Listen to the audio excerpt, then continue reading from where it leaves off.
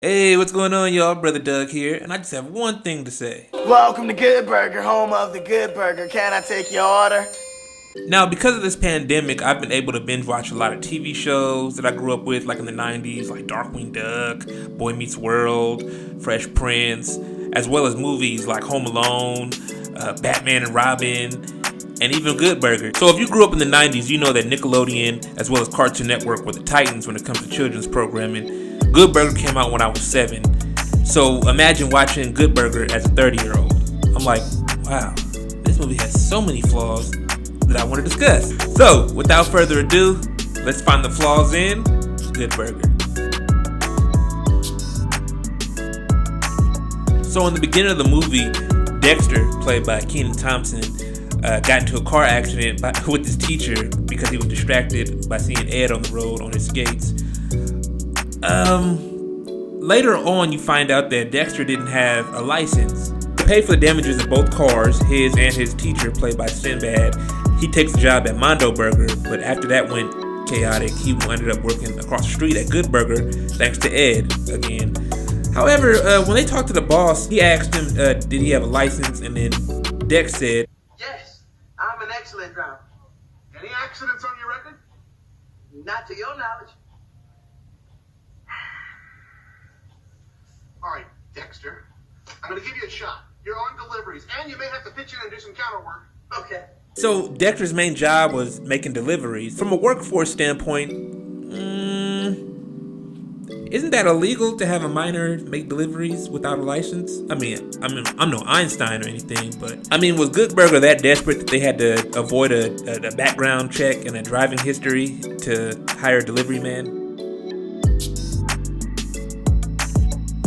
Mondo Burger is opening across the street from Good Burger, and Good Burger's business is going pretty much down the drain. That is, until Ed brought his sauce to work, and Dexter thought it would be a great idea to incorporate the sauce in all of its products, whether it be the burgers, the hot dogs, just anything. So now the Ed sauce has proven to be financially successful as it puts Good Burger back on the map, and Mondo Burger is curious as to why business is booming for Good Burger. So because Mondo Burger wanted to know the secret to Ed's sauce, they hired this chick named Roxanne, played by Carmen Electra, to date Ed or try to seduce him to give up the ingredients. As an adult, here's what I would have done. I would have given Roxanne the fake ingredients, but then there would have been some backlash for that because she could have lied and said that Ed tried to rape her or made some other false accusation similar to how they're doing Kobe and Michael Jackson. R.I.P. to those legends.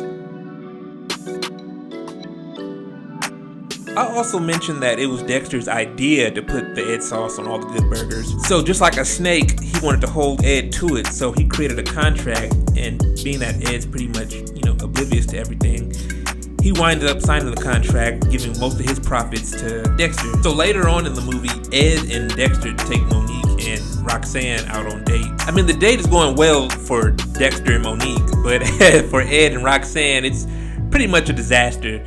So when they get back to Good Burger to go their separate ways, Dexter and Monique take a little walk around the block.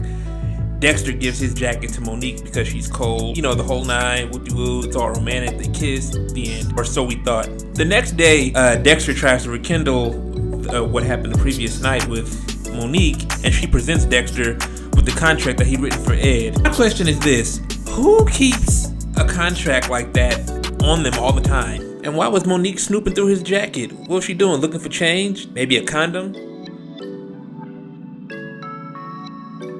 So of course Mondo Burger poses a threat to Good Burger. So Ed and Dexter sneak into Mondo Burger to figure out why their burgers are so big after a little clown dog refused to eat a Mondo Burger. While sneaking into the kitchen, it's revealed that the ground beef is fused with this food enhancing chemical called triamphethol. So let's look at this. If triamphethol is so illegal, why is it sitting on the shelves so boldly? Does Mondo Burger pay off the health inspectors too? Overall, Good Burger is still a great childhood film. Every time I turn to it, I get nostalgic. But is it a masterpiece? Nah. But here's a fun fact. Kenan Thompson said a few years ago on The Breakfast Club that he went and sat down with Nickelodeon and Paramount to discuss the sequel. So the plot of the sequel was originally going to be that Dexter goes to jail and it's up to Ed and the Good Burger crew to get him out. Keenan raised a red flag and was like, okay, that's funny to you guys? A black man in jail? Given all that's going on in the world right now, the Trayvon Martin case just happened, as well as the Mike Brown verdict. So do y'all really think that's smart to make a comedy about a black man going to jail? And I commend Keenan for that, for standing his ground. Right on, bro. So, do you guys agree with my flaws and questions? Did I miss anything about Good Burger? If you've seen the movie, let me know in the comments below. Make sure you like the video, share the video, subscribe, follow me on Instagram, Facebook, hit my Cash App, and like always, y'all, deuces.